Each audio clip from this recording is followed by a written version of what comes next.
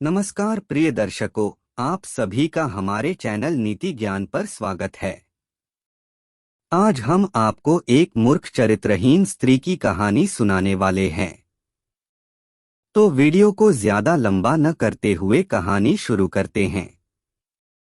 एक बार की बात है, किसी स्थान में एक कृषक दंपति निवास करते थे। किसान तो वृद्ध हो चुका था, जबकि उसकी पत्नी अभी तक जवान थी। एक दिन एक ठग ने उसे घर से निकलते देख लिया। उसने उसका पीछा किया और उसके सामने जाकर बोला, सुंदरी, मैं तो विधुर हूँ और वृद्ध की पत्नी होने के कारण तुम भी विधवाओं जैसा ही जीवन व्यतीत कर रही हो। चलो हम दोनों यहाँ से भागकर किसी दूसरे स्थान पर जाकर सुखपूर्वक रहें। किसान की पली को सुझाव पसंद आ गया। अपनी सहमति जताकर वह घर लौट गई। रात होने पर जब उसका पति सो गया तो उसने अपने पति का सारा धन समेटा और उसे लेकर प्रातः काल उस ठग के साथ वहां से प्रस्थान कर गई। जब वे दोनों अपने ग्राम से बहुत दूर निकल गए तो मार्ग में उन्हें एक गहरी नदी मिली। उस समय उस ठग के मन में विचार आया कि इस पहले से ही भोगी हुई स्त्री को अपने साथ ले जाकर क्या करूंगा। यह विचार करके उसने कृषक पत्नी से कहा, प्रिय, यह नदी बहुत गहरी है।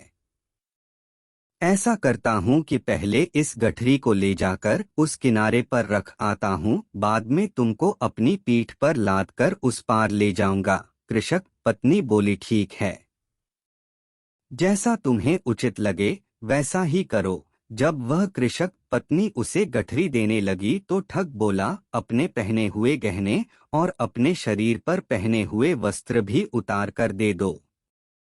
ऐसा करने से तुम्हारे कपड़े भी भीगने से बचे रहेंगे। कृषक पत्नी ने उसे अपने शरीर पर पहने गहने और वस्त्र भी उतार कर दे दिए। वह बिल्कुल निर्वस्त्र होकर नदी के तट पर बैठ गई। ठग उन वस्तुओं को लेकर नदी के दूसरे किनारे पर पहुंचा और फिर कभी लौटकर नहीं आया। वह स्त्री अपने प्रेमी के लौटने की प्रतीक्षा में बैठी थी कि तभी एक गीदड़ी अपने मुंह में मांस का एक टुकड़ा दबाए उसके समीप पहुंची। उसे नदी के किनारे जल में बैठी एक मछली दिखाई दी। उसने मांस का टुकड़ा जमीन पर रखा और उस मछली पर झपटी। उसी समय आकाश से एक गिद्ध ने झपट्टा मारा और वह गीदड़ी के रखे मांस को उठाकर चलता बना।